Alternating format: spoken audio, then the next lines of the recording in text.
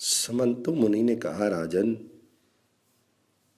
जो स्त्री सब प्रकार का सुख चाहती है उसे तृतीया का व्रत अवश्य करना चाहिए। उस दिन नमक नहीं खाना चाहिए। इस विधि से उपवास पूर्वक जीवन पर्यंत इस व्रत का अनुष्ठान करने वाली स्त्री को भगवती गौरी संतुष्ट होकर रूप, सौभाग्य तथा लावण्य प्रदान करती है। इस व्रत का विधान जो स्वयं गौरी ने धर्मराज से कहा है उसी का वर्णन मैं करता हूं, उसे आप सुनो। भगवती गौरी ने धर्मराज से कहा, धर्मराज, स्त्री पुरुषों के कल्याण के लिए मैंने इस सौभाग्य प्राप्त कराने वाले व्रत को बनाया है। जो स्त्री इस व्रत को नियम पूर्वक करती है वह सदैव अपने पति के साथ रहकर उसी प्रकार आनंद का उपभोग करती है जैसे भगवान शिव के साथ मैं आनंदित रहती हूँ। उत्तम पति की प्राप्ति के लिए कन्या को ये व्रत करना चाहिए। व्रत में नमक नहीं खाएं।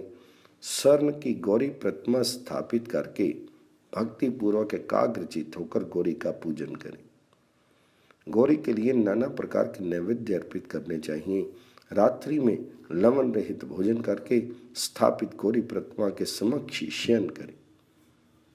दूसरे दिन ब्राह्मणों को भोजन कराकर दक्षिणा दें। इस प्रकार जो कन्या व्रत करती है वह उत्तम पति को प्राप्त करती है तथा चिरकाल तक श्रेष्ठ भोगों को भोग कर अंत में पति के साथ उत्तम लोकों को जाती है। यदि विधवा इस व्रत को करती है तो वह स्वर्ग में अपने पति को प्राप्त करती है और बहुत समय तक वहां रहकर पति के साथ वहां के सुखों का उपभोग करती है और पूर्वोक्त सभी सुखों को भी प्राप्त करती है। देवी इंद्राणी ने पुत्र प्राप्ति के लिए इस व्रत का अनुष्ठान किया था। इसके प्रभाव से उन्हें जयंत नाम का पुत्र प्राप्त हुआ। अरुंधति के उत्तम स्थान प्राप्त करने के लिए इस व्रत का नियम पालन किया था, जिसके प्रभाव से वे पति सहित सबसे ऊपर का स्थान प्राप्त किया। वे आज तक आकाश में अपने पति महर्षि वशिष्ठ के साथ दिखाई देती है। चंद्रमा की पत्नी रोहिणी ने अपनी समस्त पत्नियों को जीतने के लिए बिना लवण खाए इस व्रत को किया तो वे अपने सभी पत्नियों में प्रधान तथा अपने पति चंद्रमा की अत्यंत प्रिय पत्नी हो गई। देवी पार्वती की अनुकंपा से उन्हें अचल सौभाग्य प्राप्त हुआ। इस प्रकार ये तृतीया तिथि व्रत सारे संसार में पूजित है और उत्तम फल देने वाला है। वैशाख, भाद्रपद और माघ मास की तृतीया अन्य मासों की तृतीया से अधिक उत्तम है।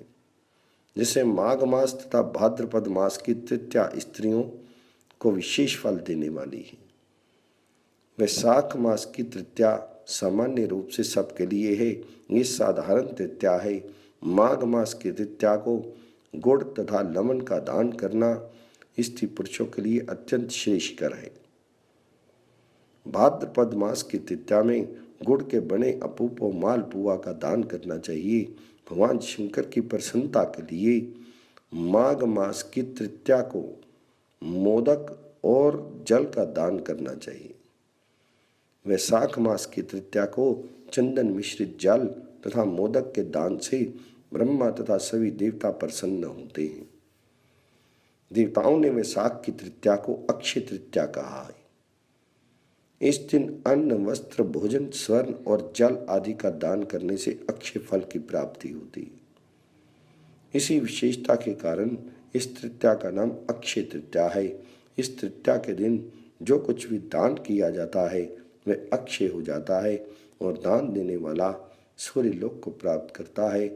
इस तिथि को जो उपवास करता है वह रिद्धि, वृद्धि और श्री से संपन्न हो जाता है।